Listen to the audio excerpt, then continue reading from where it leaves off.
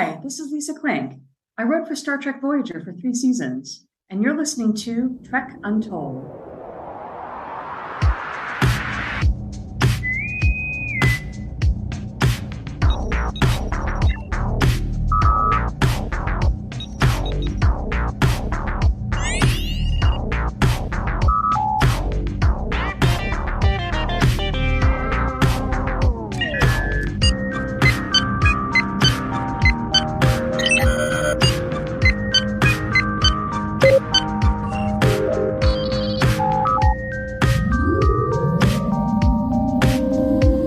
Welcome to Trek Untold, the Star Trek podcast that goes beyond the stars.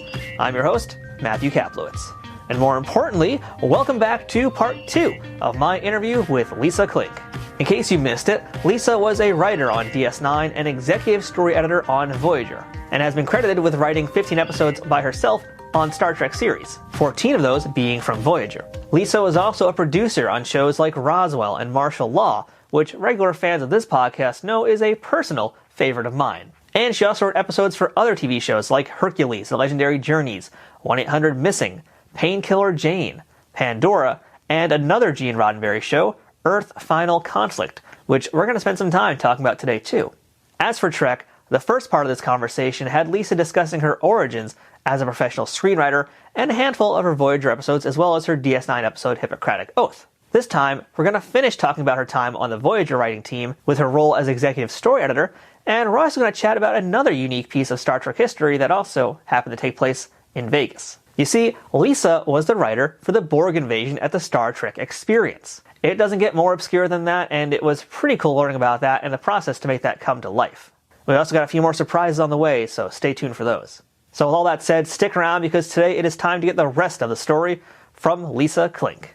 But before we begin this week's episode, I want to remind you to follow Trek Untold on Twitter, Facebook, and Instagram at Trek Untold, all one word. You can get show updates, check out some fun memes, and let me know what you think about what's going on with the current events in the Star Trek universe. You can also support this show directly on Patreon at patreon.com/TrekUntold, where you can support this show for as little as $2 a month. At higher tiers, you can listen to the shows before they come out, know about my guests well in advance, and even have a chance to ask them questions, get transcripts of these episodes to make sure you get all the info, and more benefits coming soon, including watch parties and live streams.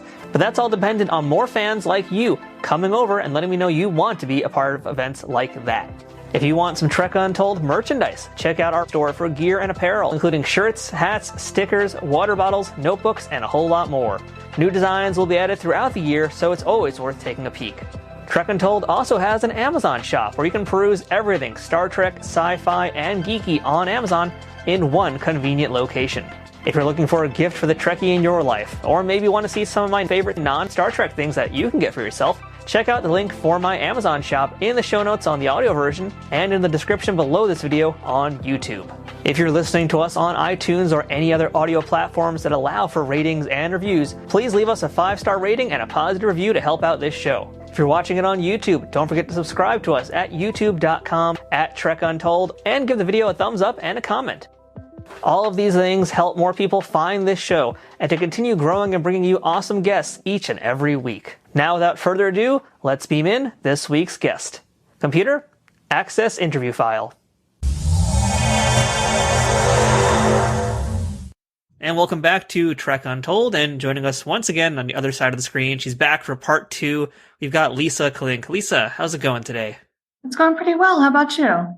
I'm doing good. Thank you again for coming back for part 2, because we have a whole lot more Trek to talk about here, and we got a whole lot of other things to discuss in this episode too, because, there's, besides just Star Trek, there's a lot of other really cool things on your resume here, and, one of them I think we have to talk about right now, totally on Star Trek related, but we gotta talk Jeopardy.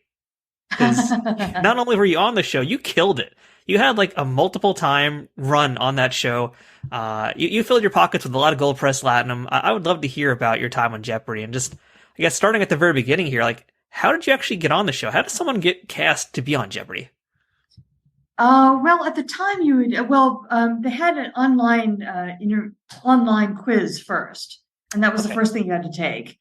And you had to get a certain score that they would tell you what it was. You had to get a certain score before you got passed on to the next step, which was the interview, which at the time was in person. Now I think they do it over Zoom. But you would go in and basically play a sample game and kind of, banter with the host and, basically act like you were on the show. And then if you passed that, you sort of got put in a pile of potential contestants. And they told you that, they could call you anytime, in the next couple of years, to come and be on the show. So they did. They called me probably 7 or 8 months later. Wow. And said that, they had room for me and would I, am I available to be on the show, which I was, fortunately. Now, what a lot of people don't realize about Jeopardy is that they film 5 episodes a day, that they don't do one a day. And so, when the Monday show and the Tuesday show and, that the entire week of shows is all filmed on a single day. So I went in actually for the Monday show to start with and ended up, filming 5 episodes that day. Which was so much fun. I can't even tell you. Stressful fun, sure, but like high adrenaline kind of exciting fun. And it was a great experience. Everybody there was really nice. Alex Trebek was very sweet. I'm really glad that I got to meet him. You are a person of very high intelligence here, goes without saying. So I'm kind of curious how the question parts work. Because as you mentioned, you're filming 5 episodes in this one day here, right? So how do you know, or do you know about the topics in advance, or is it all just kind of like what you know is what you know and best of luck to you? It's more the second thing. You don't know what the topics are going to be in advance. Oh, that is stressful. It could be anything. I studied a little bit, when I knew that I was going to be on. I studied American history because they always have some category with American history, the Revolutionary War, or presidents or something. So that seemed like the most useful kind of topic to know stuff about. And also it wasn't one of my stronger points. So I did study a little bit. Well, mad respect to you for doing that, because that's just like, even thinking about it is anxiety inducing. So to do that and then to sit through it for like that many episodes and survive as a champion, that's pretty stellar. And if you don't mind telling us, if you don't mind too, I don't know if you're allowed to say this number. What was your final tally at the end of your run? I think I made something like 72,000. Wow, nice. Yeah. And it's funny because when the episodes aired, it was actually during the writer's strike. Oh. And so a friend of mine kind of joked that, at that moment, I was the highest paid writer in Hollywood because I was the only one getting any money from anywhere. It's horrible, but true. Were you actually Yes. on working for Voyager at that point, or was that a different show when you were on? No, I think I was not on a show at that point for the Writers Guild strike. That's a crazy number to have. Wow, congratulations. I look forward to looking up the YouTube, find more clips of that show, too, if I can find. Are there clips of that episode on YouTube? There are a couple of clips of me on Jeopardy on YouTube, yeah. Okay, so I'm going to have to go hunting. I'm going to make sure to put some links in there for folks who want to check this out. And, Lisa, I want to ask you about a few other shows today, too. And there's another sci-fi series that you worked on, which I believe is tied to Gene Roddenberry, and that's Earth Final Conflict. Yes. And so the show was based on some of his older work, and I believe was overseen by Magil at this point, because Gene had passed away many years before this actually aired. So you were credited as executive story editor for many of the episodes, and it's a pretty interesting show. It kind of has a little bit of everything, it's a contemporary setting, but it's very high sci-fi, and it went 5 seasons, which, I remember seeing it when it first aired syndication here and there. I didn't realize it went 5 seasons, so wow. But I'd like to kind of hear just it's such a big thing to ask, because I know it's we're trying to condense 5 seasons into a little quick question here. But what an interesting show to work on. It feels like just a very unique chapter in sci-fi TV history. Yeah, it was. For me, the great part is always, working with good people. Whether the show is good or bad, what really makes a difference day to day is the quality of your staff that you're with. Because you spend, hours and hours, in rooms with these people. And I remember that was a really nice staff. It was really, really good creative people on that show. Did any of the folks you worked with over on Star Trek on that writing team, were they part of Earth Final Conflict as well? No, Okay. It was a totally different group of people. Okay. So, in terms of Gene's contribution, because we mentioned he was passed at that point, so he can't exactly oversee things, but I know his wife was there. Magil was part of the production as well.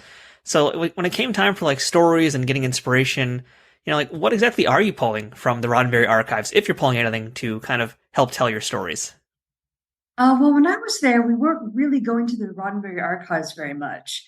They had kind of set the story in motion that had a lot of sort of ongoing threads. It wasn't really, episode of the week or, science mystery of the week. It really was more serialized, which I think is great, which really kind of gives you a lot more engine, for stories. And I think it was also known for having a pretty high turnover rate with a lot of the actors on the show. I feel like it's kind of like notorious for that. Again, they didn't film anywhere near us. I think they were in either Canada, maybe. Usually that's like the 90s sci-fi shows had to be in Canada. That's like a rule, I think someone wrote. I think you're right. But I didn't get to get into the set, and I didn't get to really get to know any of the actors. And again, it was one of those shows that really the concept and the story was really the star. It didn't really have like, a captain, or somebody who was like the center of the cast. And so, in telling the stories, there were just a lot of sort of call for new characters and changes, which I think kind of kept it interesting. But that also has to be pretty stressful too, because again, like I think by the end of the 5th season, like I think the first person to, or rather the only person to keep there the entire series was like one of the bad guys. Yeah. And so I'm like wondering, like, how much does that screw with your plans though? I mean, as much as you're moving episode to episode and adapting, I mean, that's got to mess up with long-term plans, right? Well, it's tough to make really long-term plans. Again, in television, you're dealing with, production starts on Monday. You got to get the script done right now. Yeah. And the executive producers really kind of have an eye on the long term, what they want the story arc for the whole season to be. But at the level of like executive story editor, I was really much more focused on the script that was right in front of me. And so I wasn't really consulted on the long term. And just last thing about this, because again, I have not watched all 5 seasons, admittedly, so that's a lot of work for me to do. But I'm going to get on it if I can find it again. But I'd love to know, like, did you have a chance to actually spend any quality time with Majel? Not really. Okay. Not really while I was on that show. I mean, when I was on Voyager, I went to a couple parties at her house. She threw great Christmas parties. So I spent a little more time with her when I was on Voyager, but not when I was on Final Conflict. I mean, what was she like to hang around? I mean, the Christmas parties sound epic, but I mean, was she like Luxana in real life, or how would you describe her? No, I wouldn't say she wasn't quite that over the top, but she's definitely very outgoing and very friendly. I mean, you really feel like, she loves throwing parties. She loves having a house full of people. And that's really her element, I think. For writers such as myself, my element is sitting at home by myself and writing, but for Majel and for, I think, a lot of actors, it's really, kind of being out in public. And she was definitely a larger than life kind of person. Now, I'm patting myself on the back here because I actually waited until this episode to talk to you about this. But Lisa, I need to tell you, I love martial law. It is, thank you. Ironically, one of my favorite shows. I loved it when it was on TV the first time. I catch it now when it's on Heroes and Icons. And I've spoken to a lot of folks who did the show, and they all have interesting stories about it. And I know that you were a writer and producer for martial law. Which is, again, another big reason I had to have you on this podcast. So with a resume that was primarily sci-fi at that point, how did you get yourself involved in Sammo Hung's big American vehicle? Well, the executive producers were friends of mine. Lee Goldberg and William Rabkin. I actually taken a class from Bill Rabkin at UCLA, a TV writing class, way back in the day. And so they called me to be on martial law. And I was lucky because, as you said, I really just had, sci-fi credits. But, they were able to kind of see past the genre of the writing to the quality of the writing. And they thought that, they liked my characters. And so they thought I'd be good for a cop show, I guess. But again, that was very character focused. I mean, it was really about Sammo Hung and Arsenio Hall. Yeah. And their kind of wacky relationship, with the fish out of water. And that show was a lot of fun to work on. I've heard of the show before from other folks who were actors on it, that Sammo basically had to learn his lines phonetically, so his English was not known for being good or even existing. But, in the case of the writer's room, in the case of like what you guys were doing, did Sammo have any say, or did they have any interest in what the plots were? Or was he just kind of like, tell me what to do, I want to kick things? Yeah, he never really consulted with us about stories that he wanted to see or developments that he wanted in the character. I mean, he came from the Hong Kong martial arts background. And so our job sort of as writers was to give them like a very basic story with a lot of setups to do action sequences. That was really kind of the function of writing on that show. And some fun character stuff, like I say, fish out of water stuff. But he and the stunt team were just amazing. I mean, they would take just like 3 sentences in the script, and turn it into this massive, 5-minute action sequence. They were amazing. I think that's one of the things about writing for TV and film that kind of fascinates me is like, how do you write action? And I guess it sounds like in this case for martial law, it was very much like you just said, like it's very, very minimal. You just let them do their work. But I mean, is that normally how it is? No. Again, when I was on Voyager, I wrote a couple of fight sequences. And really what you need to focus on isn't so much the specific moves, like, who punches who in the jaw when, but like who's winning and who's getting hurt and, sort of the dynamics of the fight. Somebody is advancing and somebody's retreating and somebody's, wounded and somebody's, winning. And again, character stuff about somebody, locks eyes with somebody who's watching. So you really kind of tell the story of the fight more than you tell the choreography of it. That's what we have stunt coordinators for. So it's all more about the emotion, I guess, if you will, within the scene. That's kind of what you're trying to convey. Yeah, the emotion and the plot. Like who wins the fight, and who's better at fighting than the other one, that sort of thing. And it's a really fun show. If anybody hasn't watched it yet, like really do yourself a favor and find a way to get it, because it's still such nostalgic fun for me to check it out. Is there an episode that you wrote that's like one of your favorites, or maybe not even one you wrote, but like, do you have a favorite one that you just think about every now and then? Actually, I think my favorite one that I wrote was Samo Claus. Because it started with the title, which is kind of an obvious title, but then it was like, all right, how are we going to get Samo in a Santa suit? And we had this elaborate plot where there was a computer chip that was missing, and it was in a toy, that like a talking toy. Armando, the talking armadillo. I actually have one of those props still, nice. With a removable head.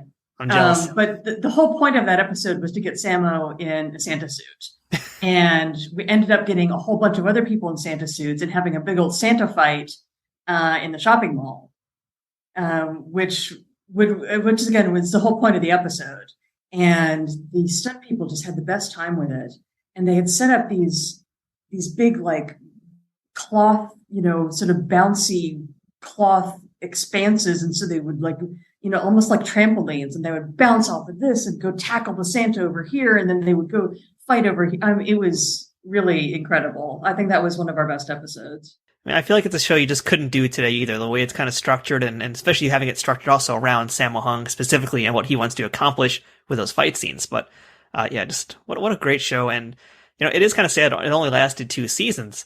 Yeah. But you guys did get to have a finale, which is, sometimes when you write shows, you don't get that ability to do that. Sometimes it's just the plug is pulled and it's over. But, I'm curious in the case of martial law, like, did you guys have to rush to the finish line with this finale? Or, was it kind of like you knew that this was the finite end to it at a certain point before, let's say you had to film it, a week or 2 before? Well, again, the executive producers probably had the heads up before the rest of the staff. But again, they were really good showrunners, and so they really kept us all informed about what was going on. And so I think that we knew a couple of episodes ahead of time, so we could sort of ramp up to the finale.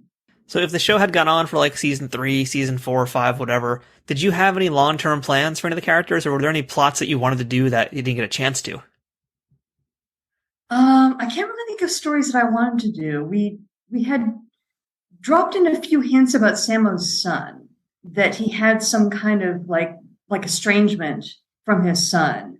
And I think actually in Samo Claus, he got a Christmas present that he thought was from his son. And so we've kind of teased that this relationship might happen. And so I imagine if we had gone on, to season 3 and beyond, we might have introduced that his son as a character. That would have been really cool. So I'm going to not nerd out all day about martial law with you, because we have a lot more Star Trek to cover here. So I think let's go ahead and jump on into a little bit of that right now. And before we get back into Voyager, there is something else you did in the world of Star Trek. There's a few things you did. I want to start with a video game. So you wrote the storyline for the canceled PC game Star Trek Voyager Retribution. And that was meant to kind of be like the Voyager follow-up to the DS9 Harbinger game. So what can you tell me about the story of this game? And I mean, what is it like to write a video game? That's kind of a different experience, isn't it?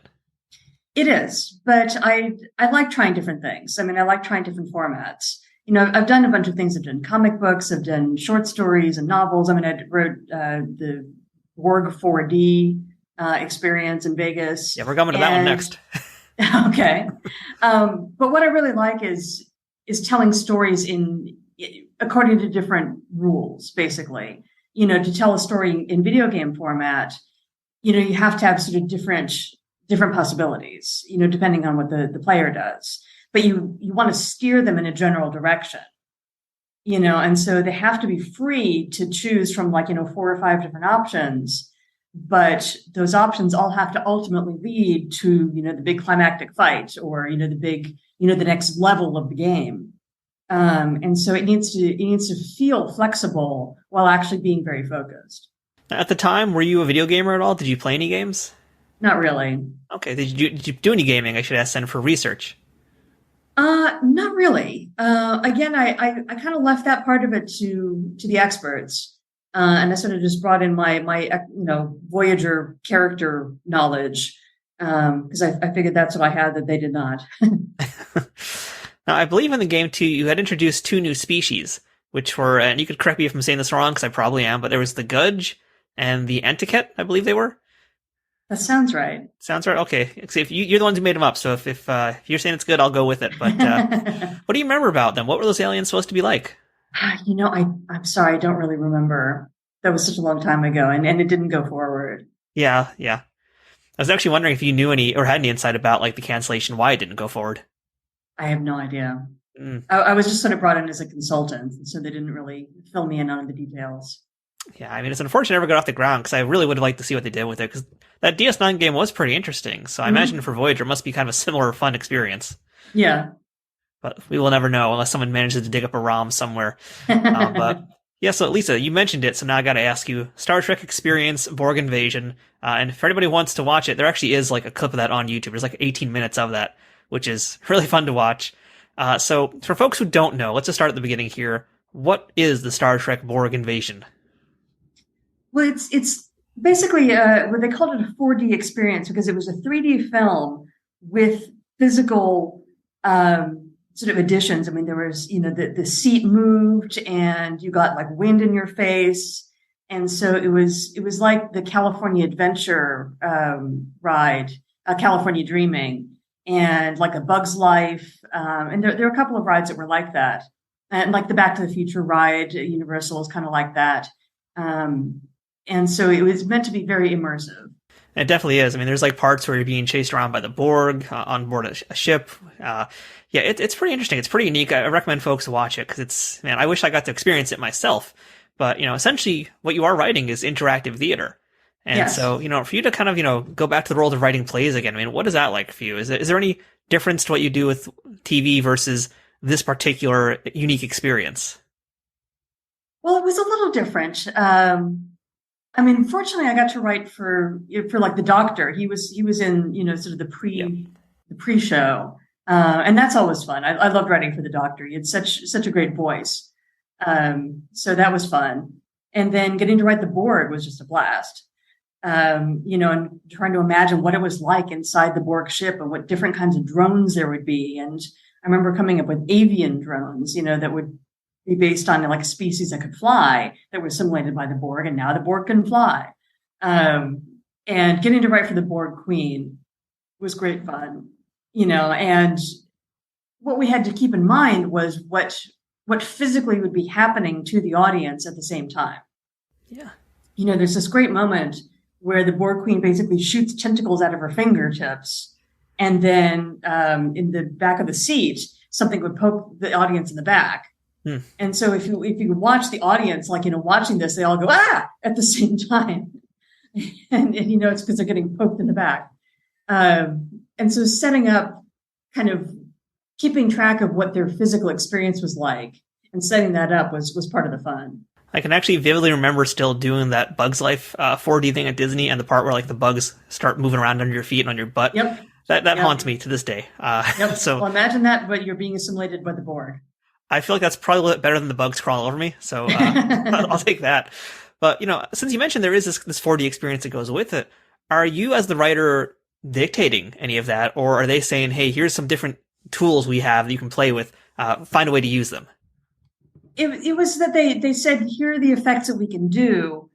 We'd like to use this and that. We'd like to use, again, poking and something in the back of the chair. And that just seemed like it really went, naturally with, the Queen shooting out her fingertips at the audience. So it was very interactive. They would tell me what they could do, and I'd ask them, well, can you do this also? And, yes or no.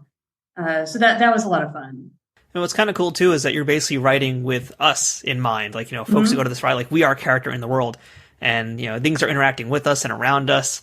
So, again, thinking of that as a way to write too, how do you approach that? Because now there's like this other character who you don't even know how they're going to react necessarily to things. And you have to kind of lead them around, hold their hand a little bit into this world. So how do you write something like that? Well, fortunately, I mean, the audience was basically seated and they were still. And so the interaction was more like us sort of doing things to them, rather than them choosing, like, do I go in this room or do I go in that room? Or even with like the video game, do I follow this path or do I follow this path? I mean, the audience was basically in our hands. And so we could torture them however we liked. You take such joy in saying that too. That's the frightening part. I remember actually having discussions about how badly can we scare the audience before we end up giving somebody a heart attack. And again, when are we going to actually, scare somebody too much? So we were aware of that. I mean, I'm legit scared of that thing, like watching it. I think if I was a little kid and I went to that, I'd be like crying my pants off and just like demanding to be let out. That's pretty scary. Like there's literally, Starfleet people get pulled up in that live action part, if you will. Yeah, it's intense. So, yeah. On that note too, was there anything left on the cutting room floor that you had designed or written for to be part of this experience that didn't get used or you had to adjust? Not that I can think of. I mean, again, there was a lot of pre-planning. I mean, that was really necessary. They couldn't really afford to do visual effects and do things that would then get cut. So it was really, we had to nail down the outline. Now, was it always going to be the Borg, or was there possibilities of it being like Klingons or maybe a bunch of other aliens, or a completely different concept altogether? No, by the time it came to me, it was definitely the Borg. Okay. Now, did you have a chance to actually go and experience that yourself in person? Oh, yes. Yeah? How did you like it? Yes, I went on the experience. I really enjoyed it. Yeah, I never got a chance to attend, as I mentioned, so I never got to visit Quarks or anything like that. But I am really into hearing stories about this place, and if you wouldn't mind actually just telling us, going to Vegas, what was that whole Star Trek experience like in Vegas? That just looked like such a blast. It was. I mean, it was really kind of surreal, because it was a universe that I was involved in. They had this basically, when you were waiting in line for the rides, they had basically this museum, where they had, all these props and stuff like that from the series and photos. And a couple of the props were from episodes that I had written. And so it was really just surreal to kind of, walk through this museum and say, oh yeah, I remember that. And oh yeah, how about that one? To go on the main, Star Trek experience, which was great fun. On the shuttlecraft and, crashing into Vegas, and then also doing the Borg 4D and then going to Quarks afterwards.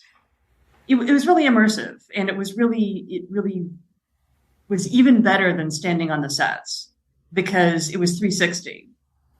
There was nothing that like broke the illusion, that you were actually in Quarks. You couldn't turn and see the camera guy over there or, the boom guy holding the microphone. Everything was Quarks. It was great fun. I love the names for those things. Like I'm going to one day buy myself one of the menus off eBay if I can. It looks like so cool. Such a cool place to go to. But, I feel like this is one of those things today that like I wish was still around. Sadly, it's not. Do you think this is the kind of place they could revive in like 2020s and make it successful?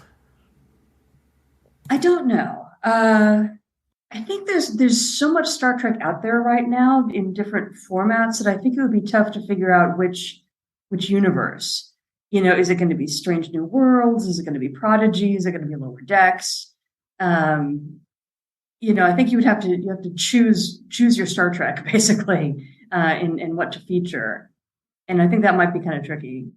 All right, so Lisa, let's go back to some Voyager episodes now. We got a bunch more to talk about. I just binged a whole bunch of them to refresh my memory also, and we're going to start with Favorite Son. That's where we left off last time. Favorite Son, which is a Harry Kim-centric episode. And by the way, one of the episodes that we actually did way in the past on this podcast, We interviewed Deborah May, who was one of the guest stars in that one. So anybody listening, go ahead, check that one out. So I believe this episode has a pretty deep story attached to it, because from what I read, like, the initial script was a completely different concept where Harry was going to actually be another alien species. So talk to me about what happened here and what the plans would have been moving forward. Well, we never actually got as far as the script with that idea, but I mean, the initial pitch was that Harry discovers that he is in fact a Delta Quadrant alien and discovers his family, on this planet, and then has to decide, is he going to stay with them or is he going to go, with Voyager to go back to Earth, which he had always considered his home. That was the original concept, which I liked. I mean, I thought that was a really good choice for Harry, and I thought that character had not really gotten enough focus. And so I was looking forward to doing that version of it. But then the notes came down from the studio that they didn't want, Harry hanging out with grandma, that they wanted hot babes. So, throw more hot babes in there. So we did. We made it basically the planet of women, and had them all trying to seduce him. And, for evil, nefarious purposes, of course. But that was sort of the dictate from the studio was to make that change. Because, of course, any woman that takes interest in Harry must be trying to kill him or something. That seems to just be the way it is. Yeah, it's funny because on the one hand, I know that Garrett Wang has talked about how he likes that episode. Yeah. Because his character is, an Asian American who is the object of desire, and you don't really see that an awful lot on television. Yeah. And so just the visual of all these women pawing him, is kind of a positive image, which I get. And I'm glad that that's a positive image. But then, that it turns out to be that, no, they're actually not interested in him. They just basically want to kill him, and suck out all his DNA. I think kind of defeats the purpose. Yeah. I mean, of all the episodes that you did, this is definitely the most Harry episode, and there's frankly not a lot of Harry Kim episodes. So, I'd love to kind of hear what you wish you could have done with the character, maybe. Again, it would have been nice to give him something a little more distinctive. I mean, besides that was sort of the idea behind making him an actual alien. Yeah. Because he was the everyman. He was basically the point of view character for the audience, because this was his first mission. And so it was like, if the audience was in Starfleet, this is kind of how they would experience things. And that's fun, but it only takes you so far. The characters that we could really write story that basically suggested stories were like, a Klingon or a Vulcan or a holographic doctor, or the captain or a former Borg. That their identities made them interesting. And I think with Harry, we never quite hooked into what made him distinct and what made him interesting, beyond, again, being sort of the audience surrogate. Yeah, I always felt like the character of Harry Kim was just literally defined by the fact that he is an ensign and forever an ensign. That was basically it. Like, I think to me the only other Harry Kim episode that really stands out, besides the fun of Fairhaven, is that one where it's like a time leap forward where Harry is like in the future, which yes. different episode. But yeah, no, it has kind of bugged me that he had a lot of potential and it was just never really fleshed out. Yeah, we never really found his character hook. Now, I believe Jerry Taylor was actually quoted about this episode saying it was one of the weaker ones of this season. So, if you had your way, what would you have done to improve it now, looking back on it, this many years later? Well, again, I would have stuck with the original story, and made it more of an emotional episode for Harry, in which he genuinely had to choose between his biological family here in the Delta Quadrant or his chosen family on Voyager. And I think that would have been interesting, and again, could have given us some insight into that character, more than just, let's throw some women at him. Which, again, Garrett didn't mind, but who wouldn't? Which I'm sure Garrett did not mind. Trek Untold will return momentarily. Trek Untold is sponsored by Triple Fiction Productions. Celebrating 15 years in business in 2023, TFP creates 3D printed Star Trek and sci-fi inspired items that fit into any collection. Whether you're a cosplayer who wants a Starfleet phaser, a Bajoran tricorder, or a Klingon dagger, Or a toy collector looking for that special accessory or diorama to make your figures truly stand out? Triple Fiction Productions has exactly what you need. And for you figure fanatics, that includes products that are the perfect size for Galoob, Mego, Playmates, and everything in between. All products are 3D printed in the US, with new designs constantly being updated on their website. Repeat customers can sign up for TFP's loyalty program for free, which is a great way to save money as you build your collection. Repeat customers can sign up for TFP's loyalty program for free, which is a great way to save money as you build your collection. Repeat customers can sign up for TFP's loyalty program for free, where the more you order, the more discounts you receive. TFP also has a pay what you want section, where clearance or misprinted items are available at a discounted price. Best of all, every product can be shipped worldwide. As a special bonus for listeners of this show, Trek Untold has a special discount code just for you. Enter Untold10 at checkout for 10% off of all orders with no minimum purchase required. That's 10% off using Untold10. To see all of their products, head to triple-fictionproductions.net. Or to stay up to date on their newest products, find them on Twitter, Facebook, and Instagram. Triple Fiction Productions, where something is only impossible until it happens. Have you ever watched a YouTube video and said you wish you could do what they were doing? Whether it's the filming, the production, the editing. Maybe you listen to your favorite podcast and you wondered how they put that show together, how they got that great sound quality, what gear they use, how much does it cost to get started? Or maybe you checked out a video or read a book about one of your favorite entrepreneurs and it made you say, I want to live that life. I want to do what they do. Then check out my podcast, Toys and Tech of the Trade. I'm Rich Butler, and I've been making podcasts for almost 2 decades, speaking with experts across all fields to get to the bottom of the hows and whys of their achievements. Each week, I sit down with these amazing people who have carved their own path in life and share the gadgets, the gear, and the tech that they rely on to create their content, the methods that they use to run their business, and the habits and trends that are part of their daily routine and their way of life. And all of that, of course, gets put together to make them successful. We pull back the curtain on the process to help you understand what these people do differently so that you can draw inspiration and get ideas and be inspired so that you can take action today. This podcast is inspiring, educational, it's enlightening, and most of all, it's a lot of fun. I want you to join me on this journey so that you can use the tools and advice shared in this podcast to level up your business or creative endeavors, giving you all the tips, tactics, and tools so that you can transform what you're doing from a side hustle into a full-time lifestyle where you can collect a paycheck for doing what you love.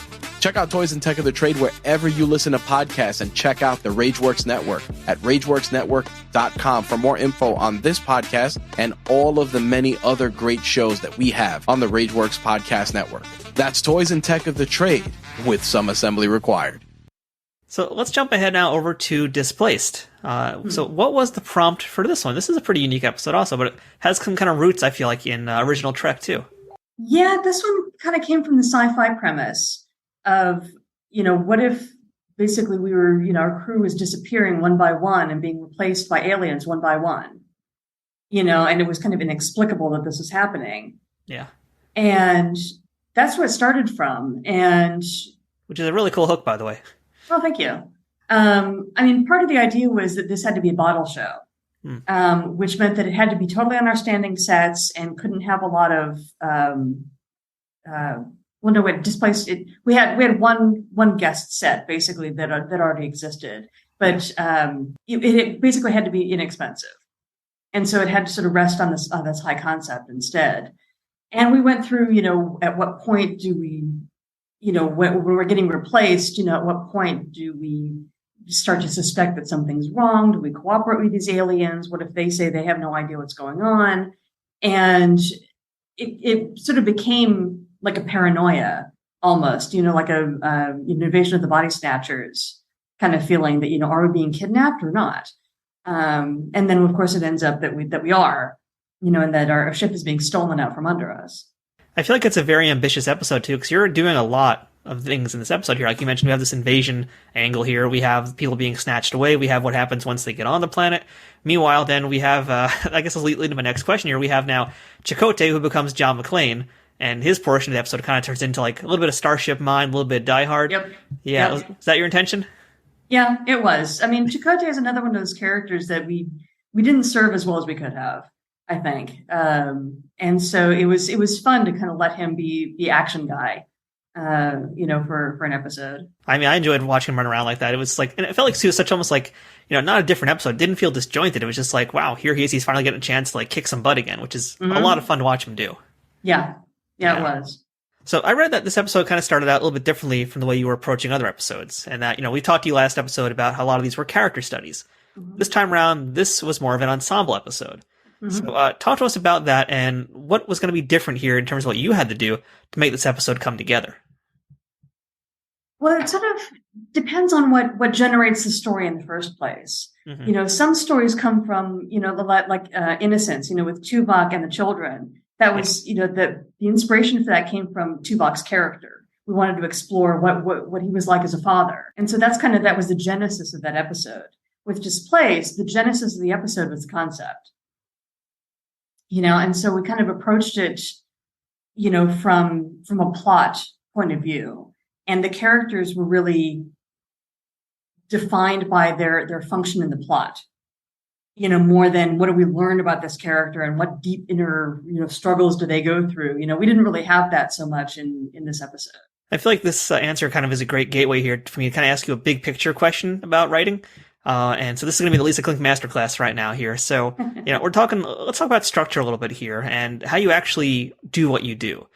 So, this episode, I feel like it's a very ambitious one because there's a lot going on here, a lot of different moving pieces that you put together like, really beautifully. So how does that look for you on paper? Like when you're starting here, I guess I kind of want to ask you, what is the beginning of your thought process once you come to the table with your idea locked in? How do you begin to essentially sketch things out? And then how does it look when you're putting them on paper? What is that process like?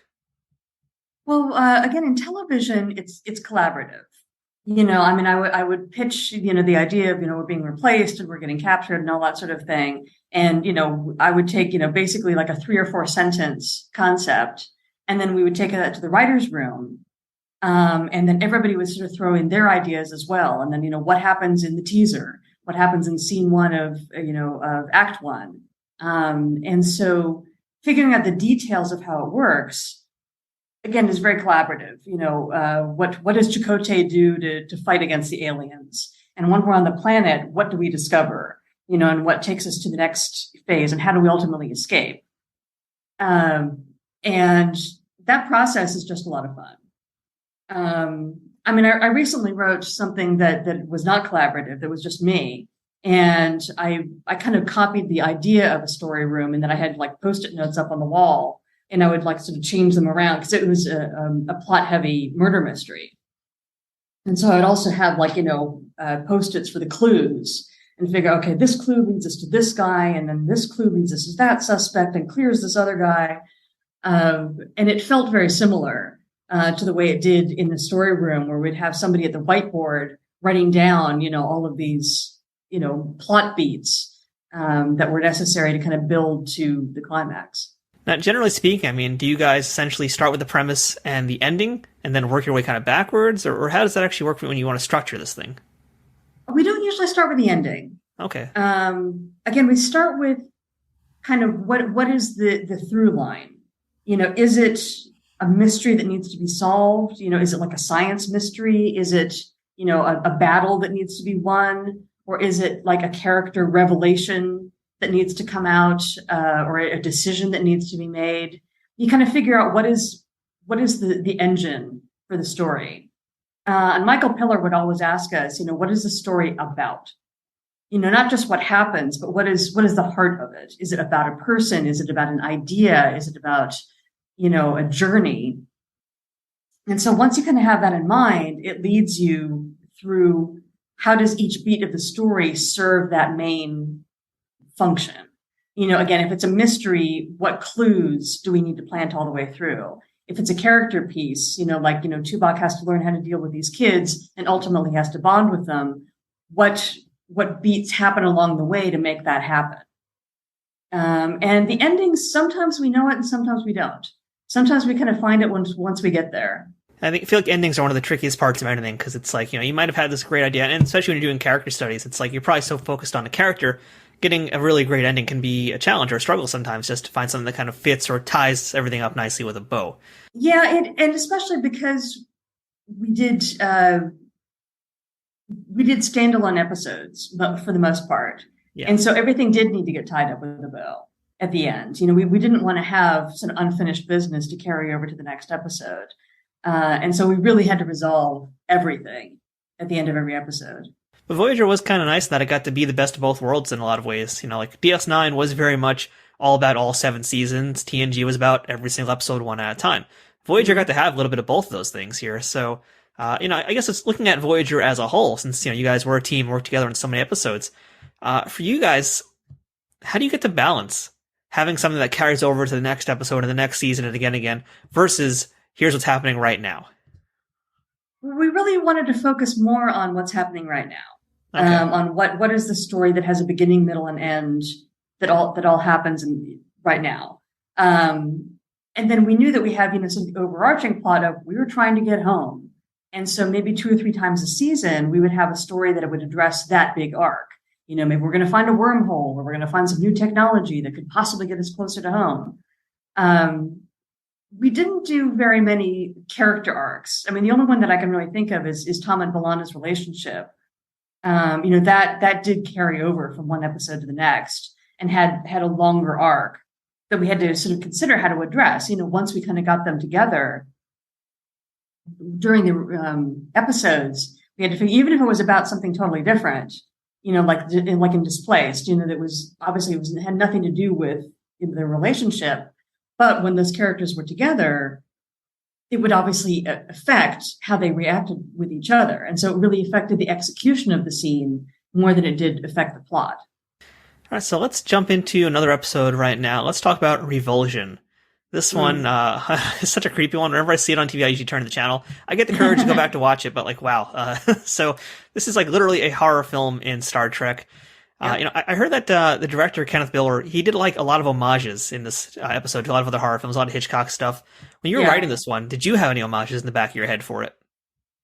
Well, Hitchcock was obviously in my head. Psycho was, an obvious inspiration because it was the character that seemed very nice and harmless on the surface.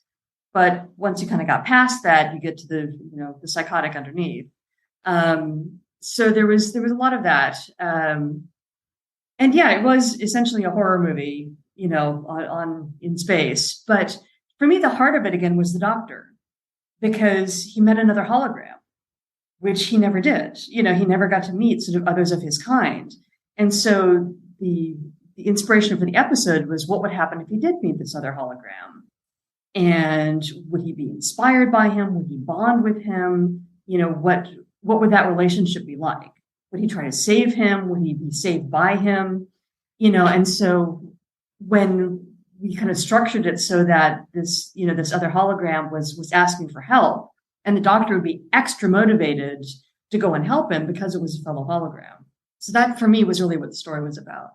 Yeah, I feel like the Doctor has such bad luck when it comes to holograms. I mean, between this episode, the one Real Life with his Holo family, even one episode we're going to talk about a little bit later on, it seems like he was never destined to have like good hologram buddies for the most part.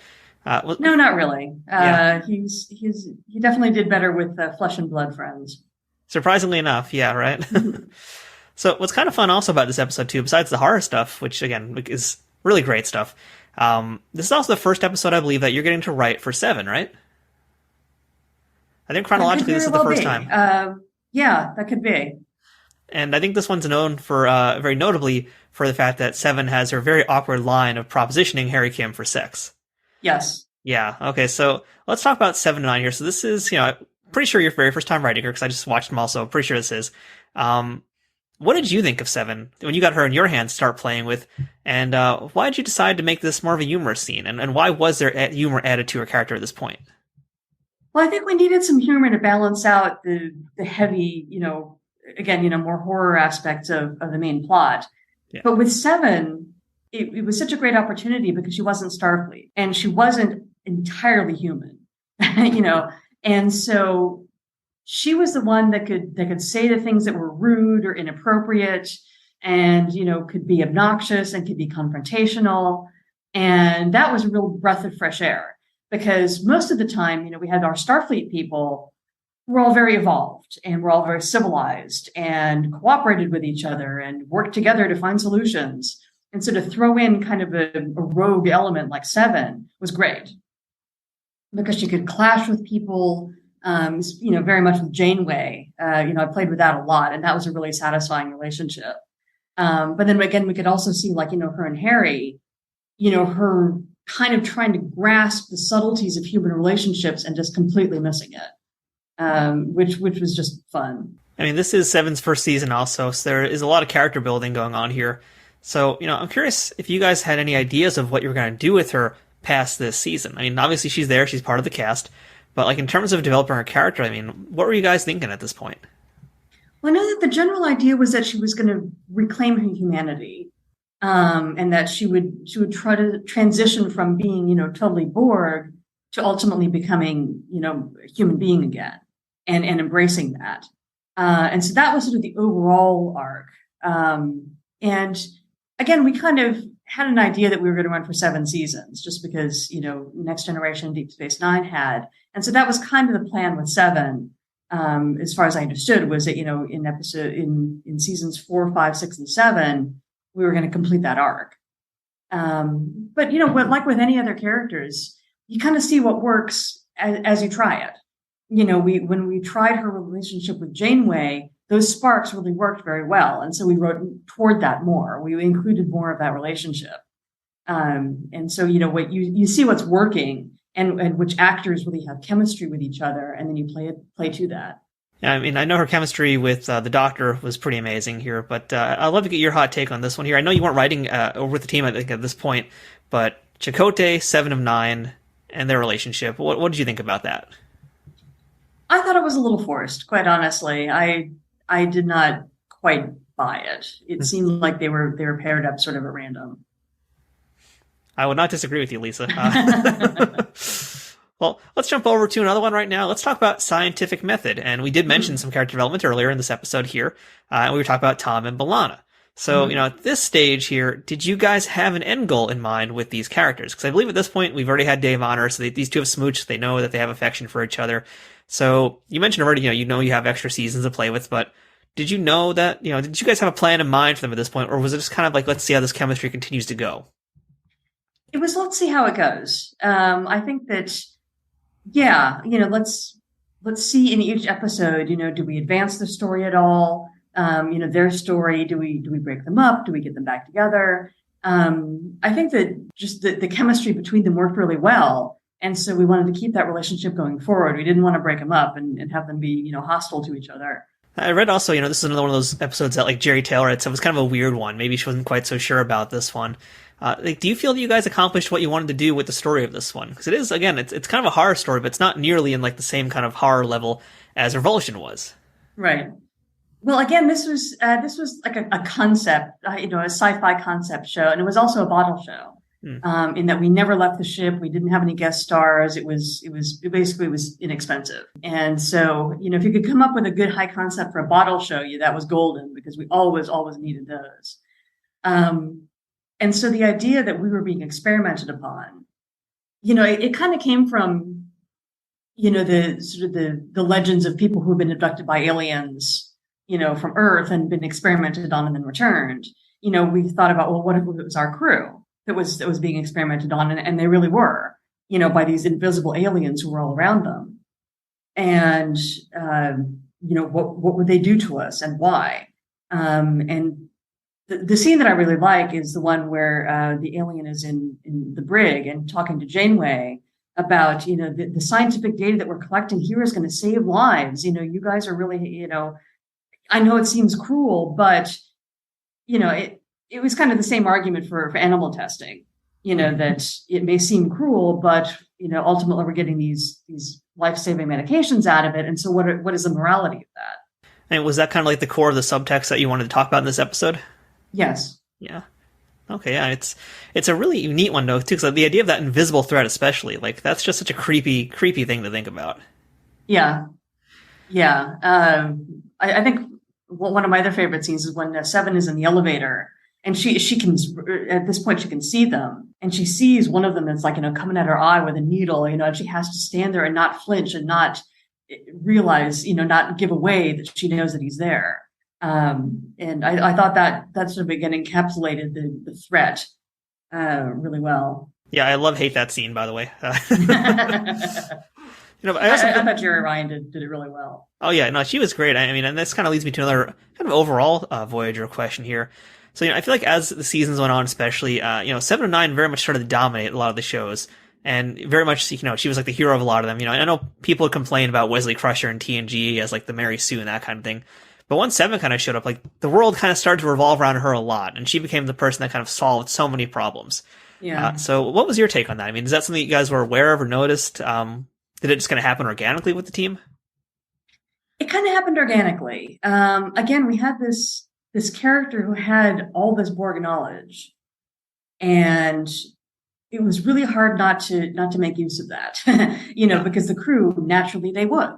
We would ask her and we would make use of her abilities. And I thought that the character was successful enough that we wanted to give her stories. Again, that she just had a different attitude, and she was, abrasive and sarcastic, and that made her a more interesting character than somebody who was just polite. And so I think we tended to kind of funnel more stories her way.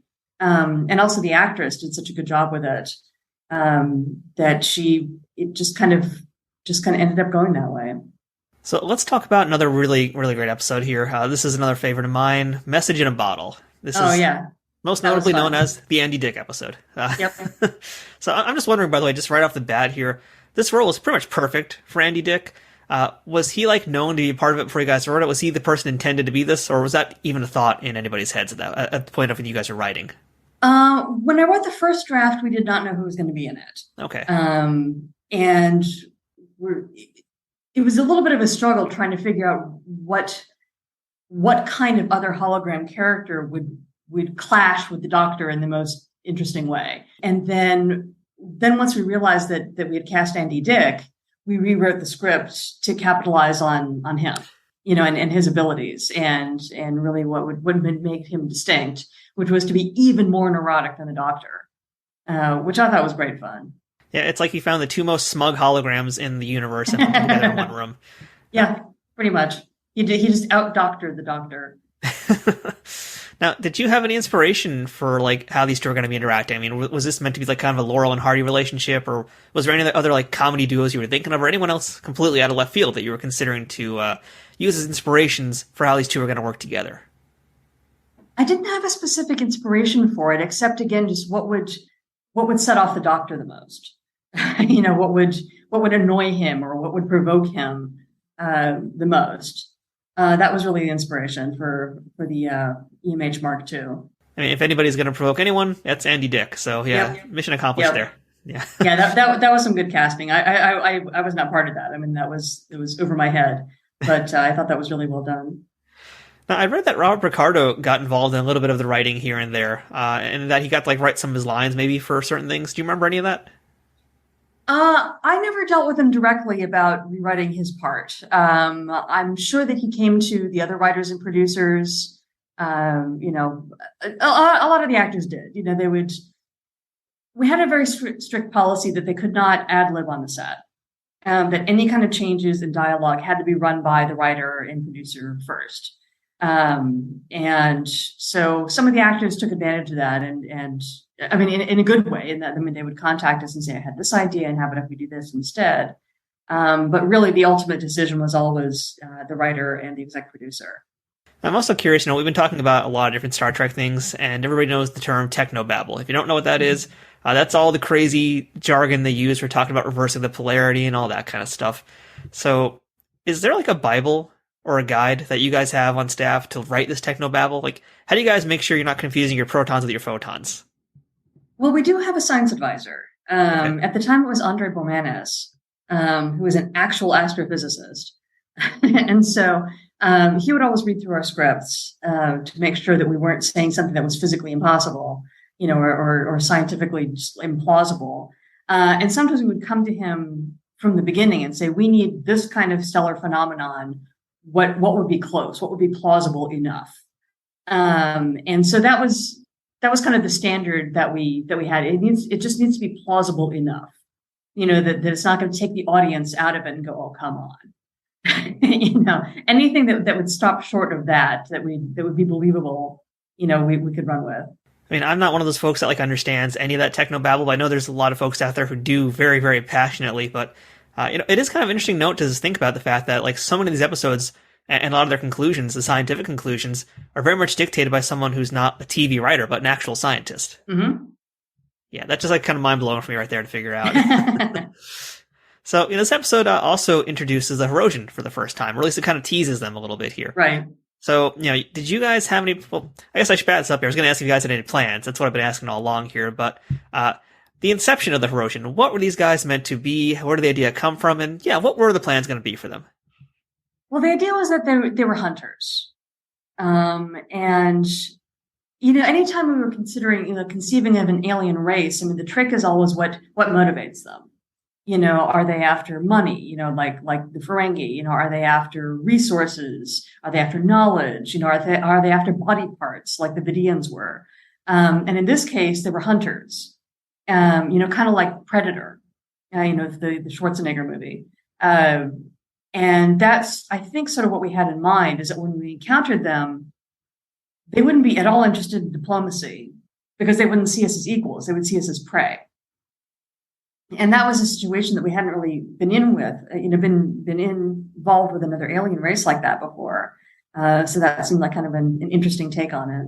Yeah, it was my first thought when I first saw him. I feel like it's a lot of our initial thoughts when we see the Revulsion. It's hey, it's the Predator. He just showed up finally. So, but on that topic of threatening aliens, this is my nerdy little moment on the soapbox here. But, I always felt like over time that Voyager really kind of weakened the Borg.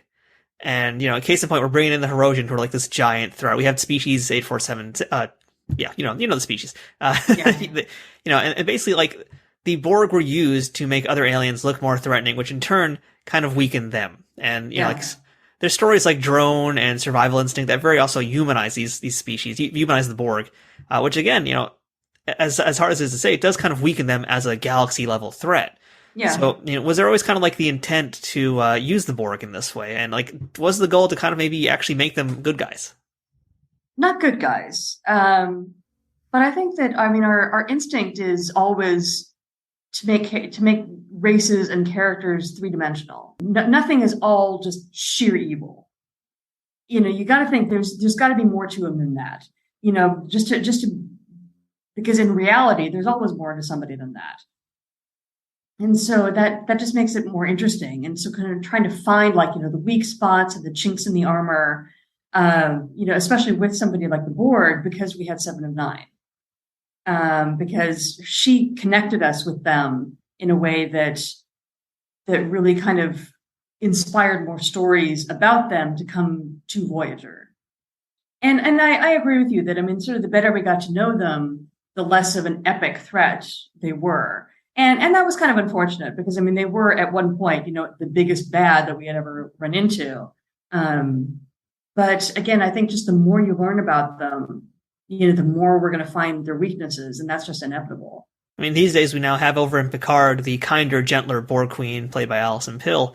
Yes. But, back in the Voyager times, was there any discussion or any ideas tossed around to be hey, 7th season, Voyager makes it back, and also now the Borg are our allies. They're part of the Federation.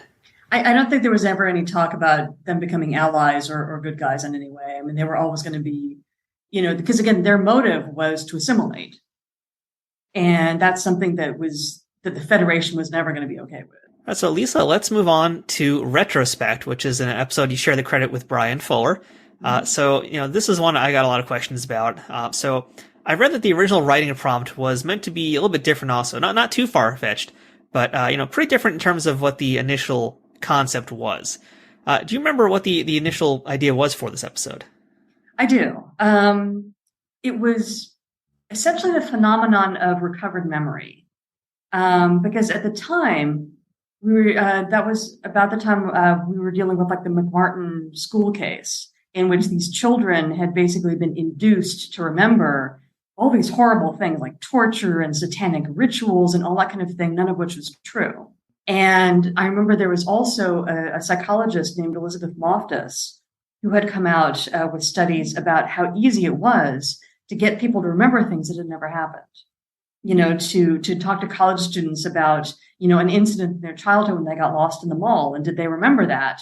And all of the students came around to, oh yeah, I do remember that. And in fact, it never happened. So that memory phenomenon was what inspired Retrospect. Was we tried to figure out what would happen with one of our characters if they were induced to remember something that had not happened. And that's what the focus was meant to be. Like, I had read on a Memory Alpha that, like, an earlier draft was, in fact, that there were aliens that did do some operations on Seven. And so, like, would that have been, like, kind of the same concept, or what was it at that point, if you remember that? I don't remember going through that phase, Okay. in which the memories were actually true. I think they were always meant to be false memories. Okay. So, I think the episode itself, too, the subject matter is one we could heavily scrutinize today. And, I mean, I'd like to do that right now with you, because... It has not aged especially well. You took the words right out of my mouth. Retrospect, no pun intended. It shouldn't have been as sexual as it was. It was obviously an allegory for rape. The fact that it turns out not to have happened, and that we should not have believed Seven when she said that she was assaulted, that has not aged very well. And I regret that it is viewed differently now than our intention was. Yeah, I think that, and even some other little nuances in this episode here, like, like Seven just becoming very hysterical over what's happening in the situation too, and not being believed, and the doctor kind of like hyping her up over it more and more. It's definitely a little bit rough to watch by today's standards. Definitely would not fly.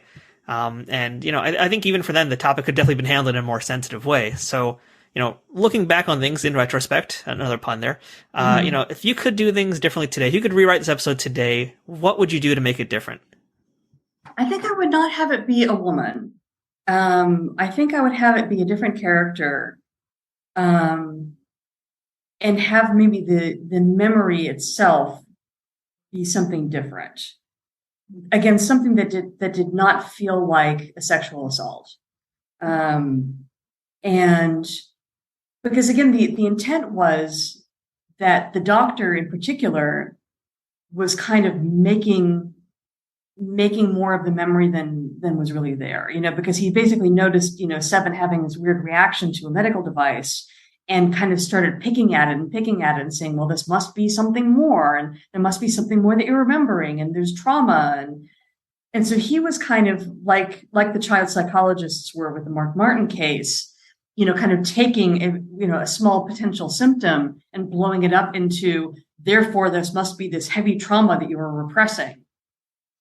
So yeah, I think I would have made it not a female character and have it not feel like not be an assault. And have it more focus on the recovered memory. Yeah, I mean, like when I did some research about the episode and I found out that was kind of like the goal of the episode was more about recovered memory, I was like, I don't know if I saw that. Like to me, what I saw was essentially assault and the analogy of rape and being violated. Yeah. So I mean, was there intention for a social commentary though? Because again, this is kind of what the episode turned into. It turns into like almost this allegory for date rape. Like what really ultimately was the goal by the end of it? Because it kind of does feel a little bit muddled. Well, the goal was, again, that recovered memories are unreliable. Okay. Yeah. That, again, like the McMartin case, all of these teachers basically had their lives ruined because psychologists were inducing these children to remember things like satanic abuse. And the teachers, were totally innocent. And so that was kind of the position that we put this alien Coven in that he turned out to be innocent and had his life ruined by this recovered memory process. And that the recovered memory was totally unreliable. And that we should not have passed judgment based on that. It kind of reminds me of another episode we talked about in our last episode together, which was the Balana episode, which I'm blanking on a name right now, but it's one of the basic. Remember, yeah. Remember, yeah, it very much sounds like that. Like, it sounds like it's kind of really what you wanted to accomplish was essentially in that episode, but in sort of a different roundabout way of doing it. Well, in that episode, the memories were true. Exactly, yeah. And in this case, they were meant not to be. And I guess that's what sort of ended up feeling a little muddled, was that, we never really came down conclusively and said, this is what really happened. All we really came down was, on the side was, this particular assault did not happen. But what did happen, we don't know. I think that's also one of the weird things about this episode too is, here we are today doing this interview right now in 2022. And, like all this talk of cancel culture is happening these days. And to me, it almost feels like our alien of the week in this episode, like he very much becomes a victim of cancel culture. And it's almost prescient too, like what happened in this episode. Yeah, again, it has not really aged well. I think that, as you said, today we would not make this episode the same way. Well, Lisa, let's move on to the last episode, I believe, under your name here, and that would be Omega Directive. And right. Again, I feel like this one has a pretty big story attached to it also, because I heard like Brandon Braga said this was a troubled episode during production. So what was so difficult about putting this one together? I don't remember it being troubled, quite honestly. Again, it came from a pitch, and it was about the concept. It was about, what if there was some substance in the universe that was so incredibly dangerous that we had a standing order to destroy it whenever we saw it? That was the concept. And then we had to find a way to make that relevant to our people, rather than just, we see it, we destroy it, end of story. And again, with Seven being the outsider character who might have a different perspective on this, she was the one that wanted to preserve it. And to her, this Omega particle symbolized perfection, which is what the Borg were all about. And so that would put her directly in conflict with Janeway.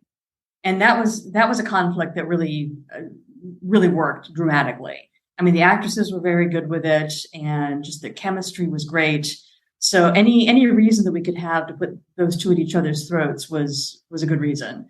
So that's sort of the direction that we took this story. Yeah, this is a really good one. I really enjoyed rewatching this one. And, I like a lot of the subtle religious references that are kind of scattered throughout this episode. And that was like an intention of you, right? That was part of one of the themes of this particular episode?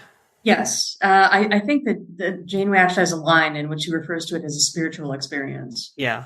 Yeah, it kind of reminded me again of another episode we talked about in our last part of this interview here, and talking about religion and spirituality with the episode Sacred Ground. Mm-hmm. But this time around, it's from Seven's point of view.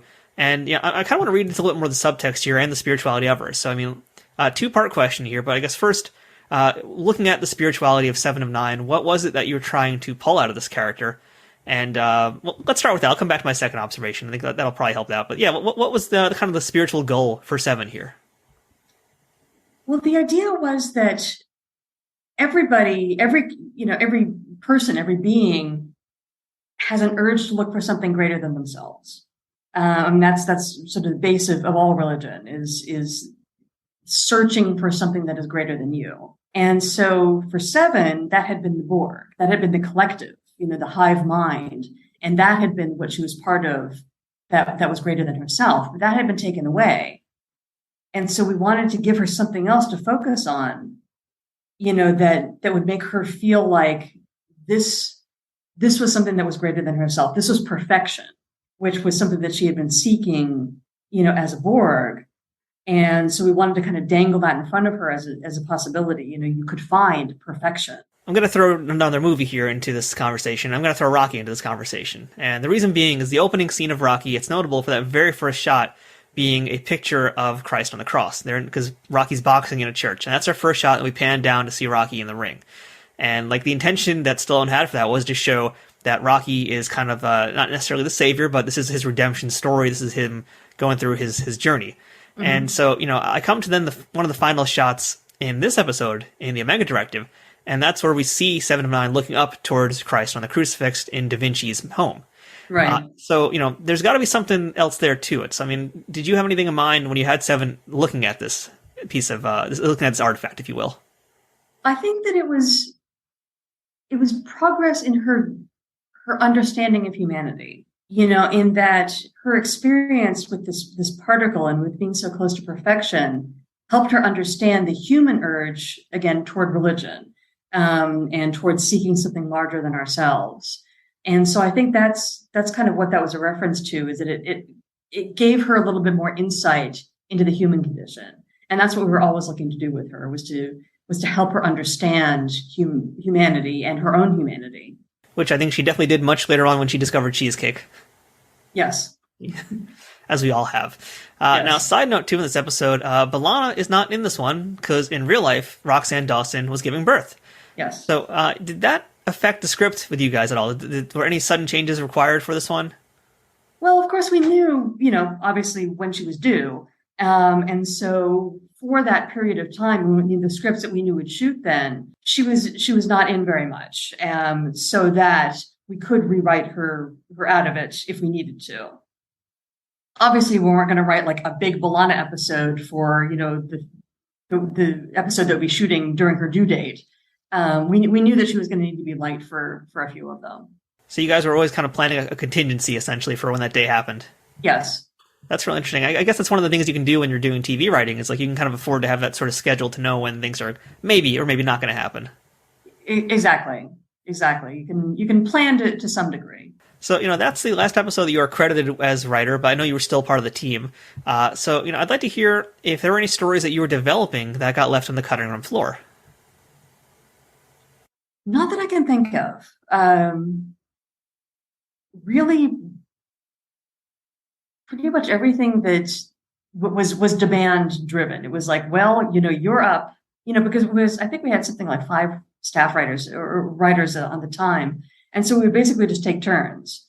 And so when you knew that, your episode was going to be coming up, that's what would kind of inspire me to think about, okay, what could we do for this episode? And so once I had gotten to the point in which I didn't have another episode coming up, I didn't have other ideas just randomly rattling around. So, we basically have talked about every single episode that you are credited for as writer. And, it's interesting because they all kind of range different topic and tone and what you wanted to explore. But if there was like one signature Lisa Klink thing that ties them all together, what would you say that was? I'd like to think it's character, that we learn something about our people. Because that's even in the most high concept sci-fi story, ideally you want to learn something about your characters. I mean, I'm thinking about like Scientific Method, again, was very concept driven, but then, we get to the point where Janeway has to make this decision to basically play chicken with these aliens and sort of push her to that extreme where she'd be doing that, I think shows us something new about her character, which was, for me, is kind of the point. I mean, if we're not learning about our people, then why are we telling these stories? For me, I really love the variety of episodes you got to write, because it's just like, it really shows off so many of your talents and what you can do, which is really kind of the fun thing about working on a show like Star Trek, I'd imagine. You really get a lot of freedom to explore different ways to tell stories. Yes. And, if I was going to narrow things down to one thing that I felt was very Lisa Klink, I feel like it's been a theme we just talked about, and that is exploring the spirituality of things. So I'd like to hear, Lisa, for you, what did you learn about yourself in your time on Voyager? I mean, was there kind of a spiritual journey that you went on while you were writing these episodes? Or basically, what was the gift that Voyager gave to you besides a really nice paycheck each week? It definitely, like you said, gave me a chance to kind of use different muscles. Writing a more action-oriented story or a more, thought-provoking kind of story. It really let me sort of play in a lot of different sandboxes, if you will, and tell lots of different kinds of stories. And would you say that any of the characters were like an avatar for yourself while you were writing them? Not really. I mean, there's bits of me in all of them. Some people have called me kind of Vulcan, so maybe I was more in line with Tuvok in that way. And I mean, I certainly enjoyed writing for that character because I found that the concept of that race really interesting. And again, I thought that Tim Russ was so good with it, sort of showing what was behind, the mask in a way. So I always enjoyed that character. All right, well, Lisa, I want to ask you about a few other episodes that you did not specifically write, but I think you were on the team at the time when these were created. And I want to start things off here with fan favorite, Threshold. So I don't even know where to begin here, but your face kind of says it all. So walk me through Threshold here, and who thought it was a good idea to have salamander sex with Janeway and Tom Paris? Well, if you take away like the last 10 minutes, it's actually not a bad episode. I'm not going to disagree. Yeah, that's true. I mean, the concept I thought was good. Again, what happens if you actually break the warp 10 barrier? And Tom Paris is obviously the person to tell that story with. And I think that we just never came up with a really satisfactory answer to the question of what happens when you break warp 10. I mean, the idea was, that you evolve into something, the next stage of humanity. But at some point, that got sort of reversed, that I think it was meant to be sort of ironic that the next stage of human evolution would actually take us back to where we came from, which was, salamanders, basically. And then the whole Janeway part of it was just to add a little jeopardy. Once we had taken Paris to the extreme of being essentially the monster of the movie, then what could he do that would put our people in jeopardy? And that would be, to kidnap Janeway and to take her on this ride. So I understand why each decision was made, but yeah, I think that the twist ending of we're actually evolving backwards didn't quite work. My biggest thing is just who raised their salamander babies. And also, I we kind of abandoned them, didn't we? Yeah, I kind of did. Yeah, and maybe they'd show up in another episode. I was hoping they would. But I guess I almost want you to name names. I'm like, who had the idea to say, yeah, let's have them have babies too? Like, that's just such a weird way to go out. I don't remember. I mean, it's really hard in a story room to assign, because it's one person will have an idea and somebody else will chime in, and then it's really difficult to point to it was so and so's idea. All right, so we're not going to point any fingers today, but I do want to ask about another really great one here. That's Tuvix. And this is a character that is still hotly talked about. Like, I feel like every week I see a thread about him somewhere. So let's get your take on the Tuvix story here. What was the right decision with Tuvix ultimately? What do you think that should have been with him? Well, to me, Tuvix was actually some of what Star Trek does really well, which is to use sci-fi to pose a really good moral dilemma. Because Janeway really was caught in a no-win situation. It was either essentially kill 2 crew members or kill 1 crew member. And with that, there's no good answer. And I think that, just saving 2 lives as opposed to saving 1 life was ultimately the way that she had to go. I mean, it's something I still see all the time, people talking about here. I mean, when you're at conventions, do fans ask you about Tuvix? Every once in a while. Yeah. Yeah, I'm curious to know, since I know you do some conventions here and there, like, what's the most common thing a fan's going to ask you about Star Trek? I guess they want to know, like, what it was like to be on the set and what it was like to work with, the writers and the actors and the directors and basically what it was like to be part of that universe. And now they have all the answers right here, so they don't have to ask you ever again. So there you go. All right, now let's talk about another really awesome episode here. One of my favorites. I want to say top 10, maybe top 10 2-part, especially 2-parters. But yeah, like it's a really great one. I love watching this one. Killing Game. This one. World War II meets Star Trek. Great concept. I love that you guys had 2 episodes to explore this one here. Yeah. So what do you remember, if anything at all, from being part of the writing team of this episode? I mean, I remember just everybody having fun with the concept of, us being hunted by the Revulsion and them sort of creating scenarios. And again, I can't imagine who actually came up with that idea that, would make it a World War II scenario. But I think they wanted to take sort of classic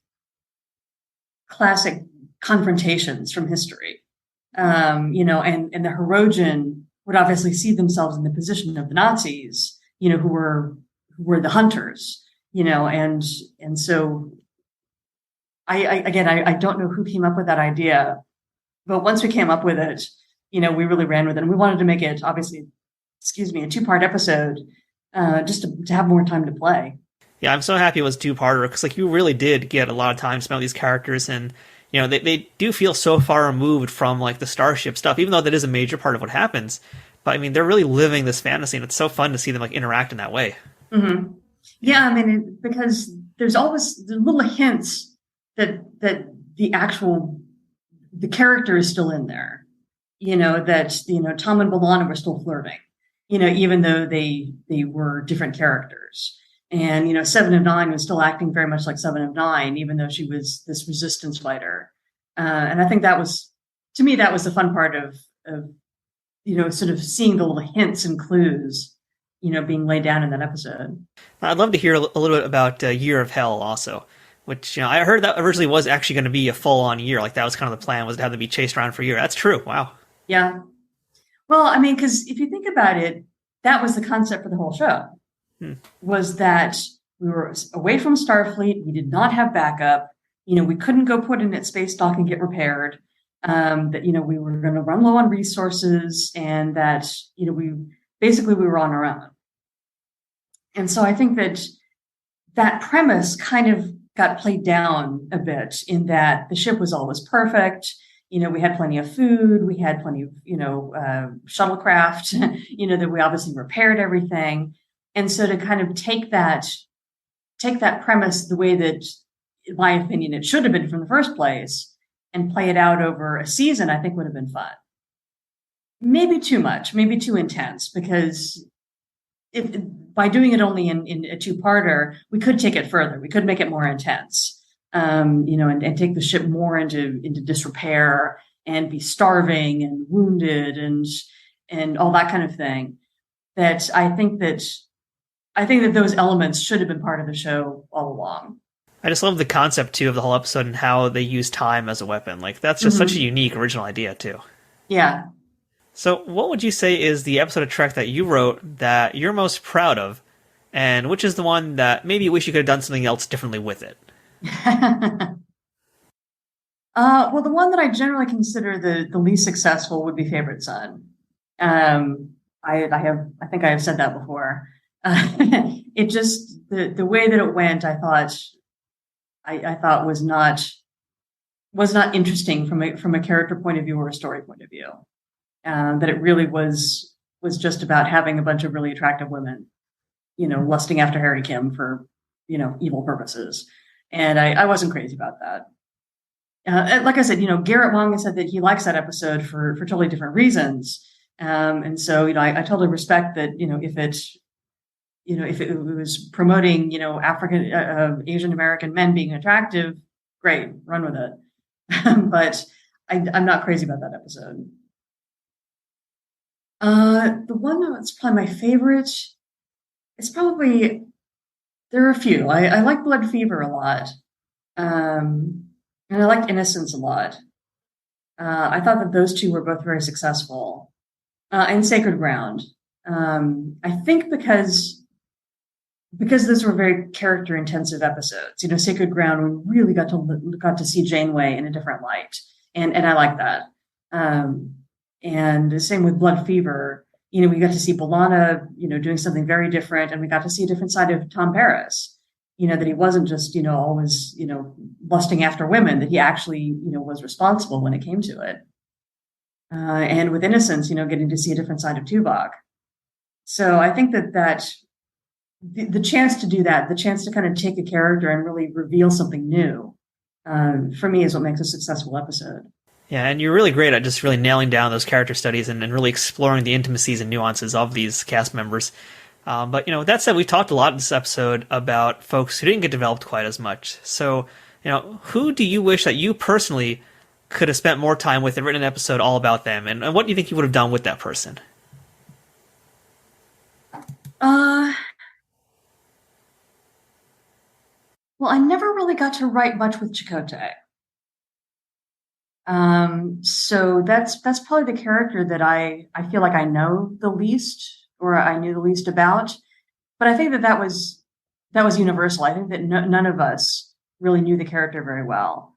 And the idea of his Native American background, I think we kind of paid lip service to it a few times. We never really dug into what does that mean for a man in the modern era of Voyager, and how do you hold on to the past at the same time as being, part of the future, basically.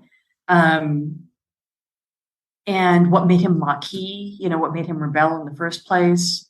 I think that there was meat to that character that we never really dug up.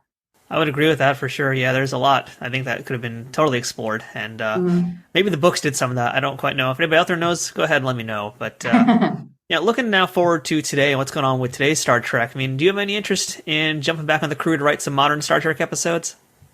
Sure. If they ask me, I'd be happy to. If you had your preference, which show would you want to be a part of? Probably Strange New Worlds. That seems very, very Trekky. And that it's really about exploring and getting out into the universe. Yeah, I feel like a lot of fans in particular have flocked to Strange New Worlds as like the best of the new Trek. And I feel like a lot of that is because it is a combination of so many like fan favorite elements in the fandom. They might hide it, but I think to its core, like to me at least, it feels like it's a lot of the greatest hits of Star Trek. Not necessarily pandering, but because I'm a big fan of Strange New Worlds. But from your perspective as a writer, why have people fallen in love with Strange New Worlds but have had such a harder time with something like Discovery? Well, I think Discovery focused on world building a lot and maybe focused less on the characters. Whereas I think that in Strange New Worlds, I feel like I'm getting to know those people in a more intimate way, more quickly than I really felt like I was ever getting to know people in Discovery. And, I feel like, I want to talk about this with you too, because you're a writer, and I feel like you've had all sorts of crazy criticisms from fans and higher ups as well. But, one of the complaints we always see about Picard and Discovery and any of the quote unquote new Trek shows that get the ire of fans is they always say bad writing. They're always like, oh, they show us such bad writing. So, as a professional writer, when you see a comment like that, what's your first thought? My first thought is that you try it. that it is really hard. Everybody thinks that they can write because we can all write letters and we can write emails and stuff like that. And so I think that people don't really grasp how difficult it is to write good drama, and that most of the time you're not going to get it right. Especially if, again, when we're doing 26 episodes a season, most of the time we're probably going to miss a little bit, but it's the rare, times where we actually really hit the mark, that stands out. And so I think that the same is true for any show now, that, you're probably going to have some stinkers and you're going to have some really good ones. And that's always going to be the case. Yeah, I feel like for me, a lot of the things that bugs that set of the fans, if you will, is I guess the themes that we explore today with modern television. And it's not like Star Trek in the 90s where you could still have these like lofty metaphors for things. Like today, we are much more direct, and because of that, also we can then dive in deeper into more of the intrinsic elements of trauma, of race, and things like that. Yeah. How much of that do you think is if you were writing a show today, for example, how would that affect what you do differently? I'm not sure. Again, I've never really came at scripts from the what is the metaphor, or what issue are we exploring with this episode.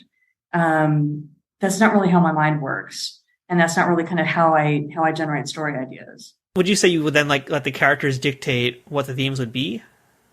I would think so. Yeah. That what is relevant about it to this character? What makes this person grow, or what do we see about them that we didn't know before, related to prejudice or trauma or anything like that. Do you feel like the modern Star Trek shows are accomplishing that? I think again they're hit or miss, like every show. I think that they're doing some things that are great, and some things that maybe need a little more work. I think that Picard has done some really good stuff, in showing us more about that character. That's sort of the point of the whole show. And I think that they've surrounded him with some other interesting characters. But for me, the less successful episodes are when they actually showed his past trauma. I find it more successful when we see how it's affecting him now. Not so much, let's go back and actually see what happened, but how is he dealing with it? To me, that's more interesting. So a little bit more like Tapestry, kind of. Yeah. So, Lisa, what are you working on these days? I saw pre-pandemic you were on a show called Pandora, but what's happening right now in your life and professional life, I should be specific with?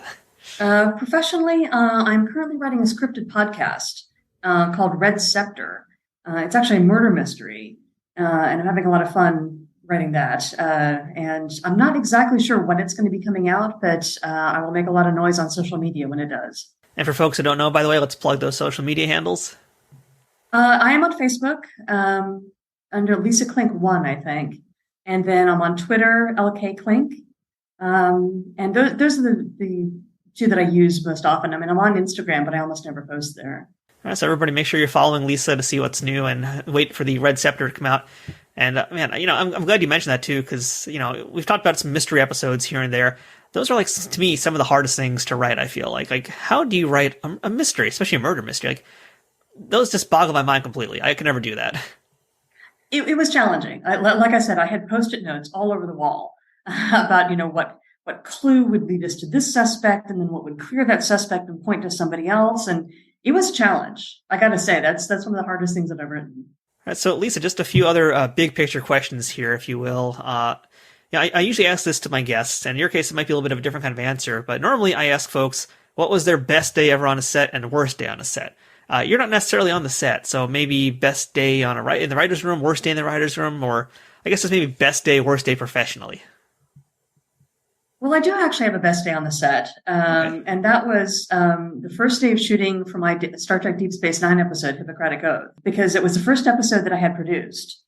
And so I got to go to it. I was, as I mentioned, I was doing a Writers Guild internship, and so I was actually on the lot, and they let me go down to the set when they started filming my episode.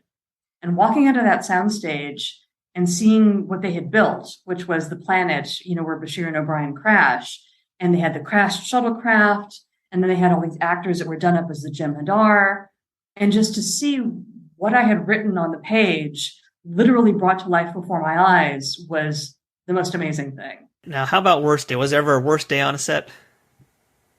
On set, I don't think so, because I just would go down to visit. Yeah. I didn't have an official role. And so it's not like I could really screw up my job while I was down there on the set. I do remember some frustrating days writing, just trying to come up with how to make a scene work, trying to figure out dialogue and trying to figure out how to move a character from point A to point B in a single scene. There was certainly some beating my head against the computer. Well, perfect segue then for my next question. So when you're confronted with writer's block, how do you smash through it and get to whatever the next part of the writing process is? Well, the great thing about being in a writer's staff, or writing staff, is that you have resources.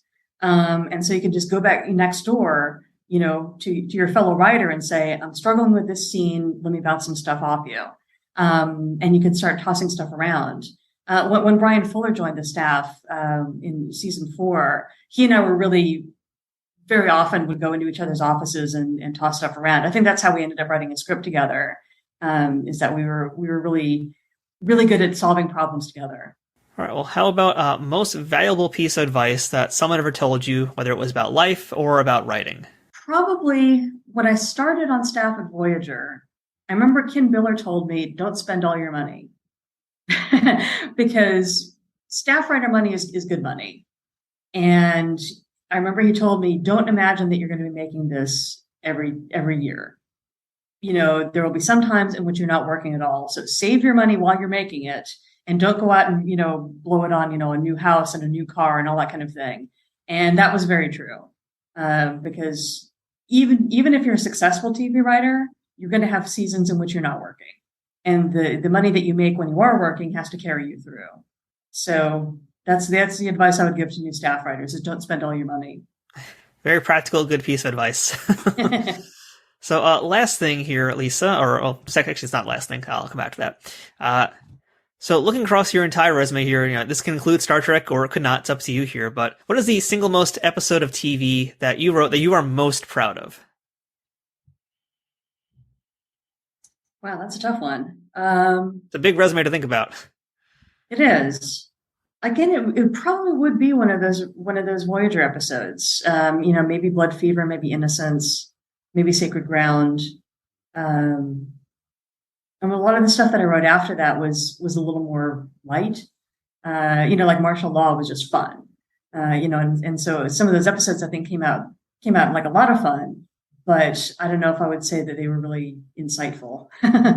And last question for today, Lisa, what is the best thing about being a part of the Star Trek universe? I think it's having all that history around you of knowing that, you have the original series and all the movies and the Next Generation, and that you're part of, kind of going off of what we were talking about earlier, part of something bigger.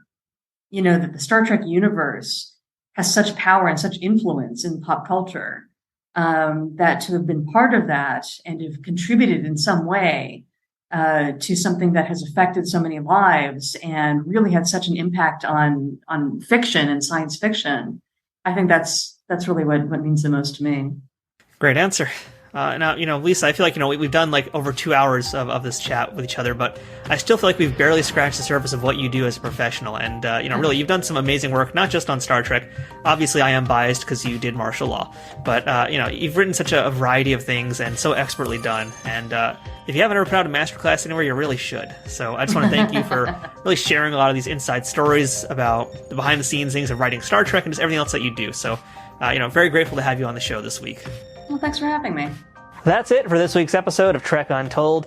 Until next time, don't forget to follow us on Twitter, Instagram, and Facebook at Trek Untold, all one word. If you'd like to directly support this podcast, please consider becoming a Patreon supporter over on patreon.com/TrekUntold, which gives you access to some great perks that can't be beat.